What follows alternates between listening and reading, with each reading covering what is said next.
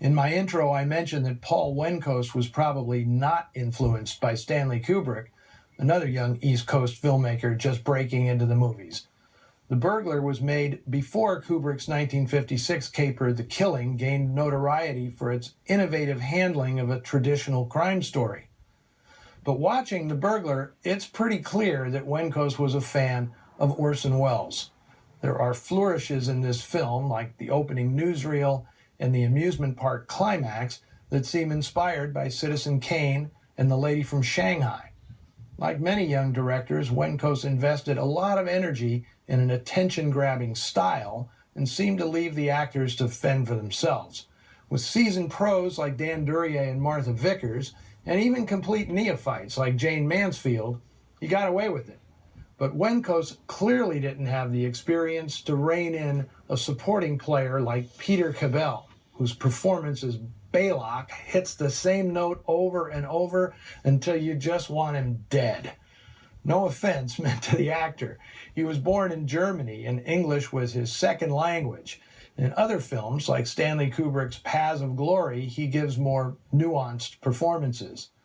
But Wenkos' attention-getting style accomplished its goal. The film got him a directing deal at Columbia, where he quickly turned out a couple of good features: The Case Against Brooklyn in 1958 and Face of a Fugitive, a 1959 Western starring Fred MacMurray. But Wenkos' biggest success was Gidget, which launched the teenage beach movie genre in 1959. He didn't make too many features after that. Instead, he became a prodigious director of episodic TV and made-for-television movies. Some of them, like 1975's The Legend of Lizzie Borden with Elizabeth Montgomery, are pretty great. He did an excellent TV version of Ross MacDonald's The Underground Man with Peter Graves as Detective Lou Archer. In all, Wenkos directed more than 50 TV movies. David Goodis, author of The Burglar, had a less successful relationship with television. In 1965, he sued United Artists and ABC Television, claiming that the hit TV series The Fugitive plagiarized his novel, Dark Passage. Goodis was trying to score a windfall to help pay for his brother's medical care. But by the time the lawyers settled the case in the early 70s, with the plaintiff winning a paltry judgment of $12,000, both Goodis and his brother were dead. Since then, Goodis's literary reputation has steadily grown, exceeding anything he could have imagined in his lifetime. In 2013, I published the English-language version of Philippe Garnier's biography, Goodis, A Life in Black and White, which revealed many buried secrets about the author's unusual life and career. The Burglar would be a mere footnote in the life and career of Jane Mansfield. By the time the film came out, she was a household name, more for her outrageous flair for publicity than her films. Purportedly possessed of a genius-level IQ, Mansfield spearheaded a PR campaign that by 1960 made her the biggest celebrity in the world, outpacing blonde and buxom rivals Marilyn Monroe, Mamie Van Doren, and Diana Dors. But it was the kind of celebrity that was hard to sustain.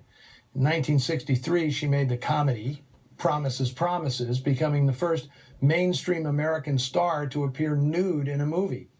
By 1967, she was struggling to maintain her fame, and following an appearance in Biloxi, Mississippi, she was killed in a car accident with her attorney and boyfriend, Sam Brody, and driver Ronnie Harrison. Her 3 children, all in the back seat asleep, survived. And one of those kids, Mariska Hargitay, would eventually become a star herself, portraying police captain Olivia Benson on the TV series Law & Order Special Victims Unit. Well, share your thoughts about The Burglar with us on the Noir Alley Facebook page and Twitter feed, and then be sure to join us next week. TCM is offering a full slate of Christmas programming that weekend, and that doesn't mean Noir Alley is preempted.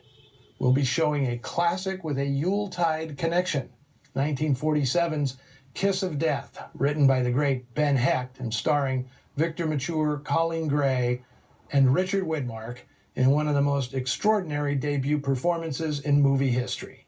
If you've never seen it, you are in for a treat. Until then, stay safe and stay in the shadows.